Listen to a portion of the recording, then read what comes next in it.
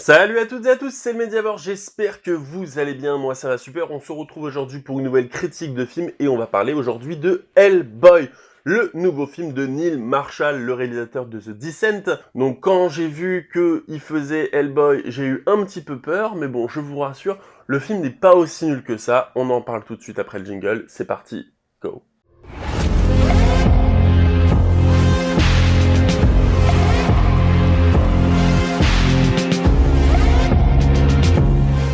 Alors j'aimerais vous parler quelque chose avant, je suis pas forcément un gros fan de Hellboy, je n'ai pas lu les comics ou quoi que ce soit, donc si je fais des fautes pendant la critique, n'hésitez pas à me reprendre dans les commentaires, ça fera avec joie que je vous répondrai. Également, je voudrais vous dire que Hellboy, pour moi, a une signification particulière, en fait. J'ai grandi dans les années de 90, voilà. En 2003-2004 est sorti le premier Hellboy, et également, on avait à l'époque des PSP. Et quand on voulait regarder des films, on insérait le petit UMD, donc c'était un disque comme ça recouvert d'une pochette en plastique dure, qu'on mettait dans la console, et on pouvait regarder des films, jouer aux jeux vidéo, enfin voilà. Et donc j'avais l'UMD de Hellboy, premier du nom de Guillermo del Toro, Batman Begins et Spider-Man 2. C'est vraiment trois films que j'avais... Ah, j'avais aussi Godzilla. Et ces trois films que j'ai absolument vus à peu près toutes les semaines. La raison est simple, j'étais en internat en fait quand j'avais 14 ans, et avec mon meilleur pote, Paul, que vous avez déjà rencontré sur cette chaîne, qui a fait la critique d'Avenger l'année dernière et qui était dans mon court-métrage de l'Avenger. On se regardait ce film tous les jours en fait. Tous les jours, on se matait ce film et on connaît vraiment les répliques par cœur. C'est un putain de film, c'est un film qui a bercé mon enfance. Alors forcément, quand j'ai entendu parler d'un film sans Guillermo del Toro, sans Ron Perlman, forcément, ça me bottait pas trop des masses, quoi. Et après, j'ai vu le casting avec David Harbour, avec Ian McShane, qu'on peut découvrir aussi dans Pierre des Caraïbes, La Fontaine de Jouvenges, si je me rappelle bien, oui. Et également Sacha Lane, que je ne connaissais pas, et Mila Jovovich, forcément, de Resident Evil et de tellement de films, par exemple le cinquième élément. Et Daniel Day-Kim, ça c'était une sacrée surprise en fait, Daniel Day-Kim, parce que si vous ne savez pas qui c'est le coréen dans Lost, ou il joue aussi dans Hawaii 5.0. Comme j'aime bien cet acteur, je trouve qu'il joue bien, je me suis dit que ça pouvait peut-être être un bon film, et David Harbour est pas trop mauvais dans Stranger Things, donc ça valait peut-être le coup. Donc, l'histoire, c'est l'histoire de Nimue, une grande prêtresse sorcière qui vivait au temps de Arthur et de Merlin, qui, on va dire, se fait découper, démembrer. Chaque partie d'elle est envoyée à travers l'Angleterre dans des boîtes et tout, voilà. Il y a un de ses acolytes qui va réussir à la refaire, on va dire, pour qu'elle reprenne toute sa puissance maléfique et qu'elle détruise le monde. Sur son chemin, il y aura forcément Hellboy, va tout faire pour l'en empêcher, et surtout qui va tout faire pour découvrir vraiment sa vraie nature, son vrai but dans le monde, et pourquoi il est là, pourquoi il a cette main, pourquoi il est sur Terre, et pourquoi les gens ont aussi peur de lui et veulent absolument le buter. Hellboy, comme j'ai dit, c'est un film de Guillermo del Toro que j'ai beaucoup aimé. Hellboy 1 et Hellboy 2 aussi. Forcément, j'étais pas très hypé par le projet, surtout sans Guillermo del Toro et avec un réalisateur de films d'horreur.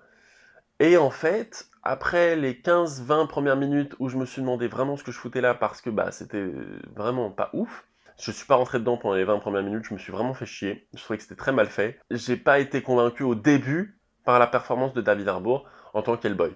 Parce que pour moi, Hellboy, comme c'est le premier, restera toujours Ron Perlman. Je trouve que Ron Perlman dégage vraiment quelque chose. Je pense que au niveau de physique, il a vraiment la gueule de Hellboy, quoi, en fait.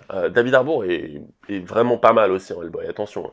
Il rend vraiment pas mal, il a des poils, il a des trucs sur la queue, il est beaucoup plus viril, beaucoup plus masculin, très différent, je crois, du comics, alors que l'ancien était beaucoup plus lissé, enfin voilà, genre de truc et tout, un peu faux. Ma foi, j'ai pas trop détesté, en fait. Comme j'ai dit, pendant les 15 premières minutes, je me suis un peu fait chier, mais au bout d'un moment, je me suis dit que c'était quand même pas si mal. C'est un film qui mêle à moitié film d'horreur, on va dire plutôt frisson, un peu à la Labyrinthe de Pan, à un film de super-héros, en tout cas de super méchants, mais héros quand même. C'est très étrange, il y a des personnages dans ce film que je ne comprends pas. Je préfère pas vous spoil, de toute façon il n'y a pas grand chose à spoil, c'est pas un Endgame, c'est pas un film comme ça.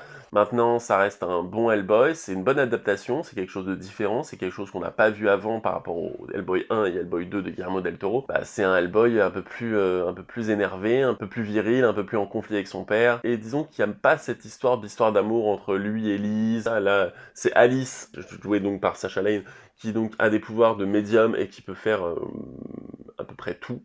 enfin, qui peut parler aux morts, qui peut, genre de trucs et tout, et ce qui est pas mal. On a un truc à un moment donné où on apprend les origines d'Hellboy qui sont, pour moi, totalement what the fuck, mais bon, après, ça passe sans mal. Au niveau de la CGI, j'ai du mal parce que, on va dire, le charme qui faisait le premier Hellboy, c'était vraiment son côté, genre, on fait les monstres en vrai. Alors que là, on a des trolls, on a un vampire au début, on a un combat avec un vampire, avec des trucs très mal faits, on a des trucs qui arrivent sur l'ombre, on a des espèces de géants qui tuent tout le monde, enfin des gens qui sont décapités, qui sont broyés, et ça.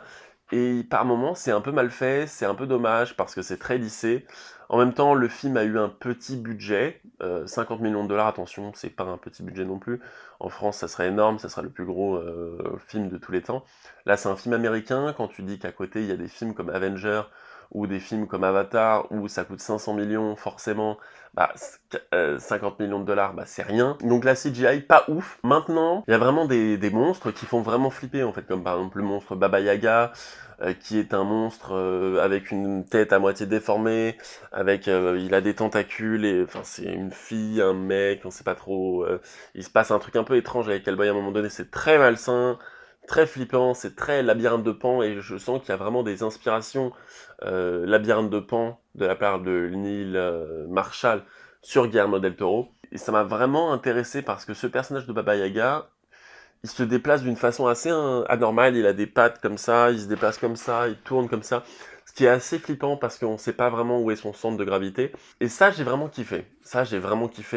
J'ai un peu moins kiffé l'homme facochère, il y a un mec qui ressemble à un facochère, et, qui est clairement un facochère en fait, et bah, j'ai pas été emballé par le truc, ça se voit que c'est faux, et surtout, il y a beaucoup de... Ce film est rated R. Rated R aux États-Unis, ce que je vous explique, c'est Deadpool ou Logan. Ça veut dire qu'il y a de la violence, il y a du sang, il y a des membres déchiquetés. Voilà, c'est violent. Forcément, si c'est violent et c'est rated R, on va voir beaucoup de gens se faire broyer, tuer, on va avoir beaucoup de sang et des insultes. Ce film est un peu trop pour moi, il y a un peu trop d'insultes en fait. Genre le facochère contre Hellboy, ils disent ouais ta gueule fils de pute, des trucs comme ça, enfin genre c'est un peu trop d'insultes comme ça, gratuites, parce qu'on est ready R et parce qu'on a envie de caler des insultes, mais c'est pas parce que t'es un méchant et que t'es un démon ou t'es un facochère géant que forcément t'as besoin d'insulter toute la planète. J'aurais voulu aussi peut-être que, comme il s'agit de monstres des enfers, peut-être qu'ils parlent une certaine langue ou qu'il y ait quelque chose comme ça.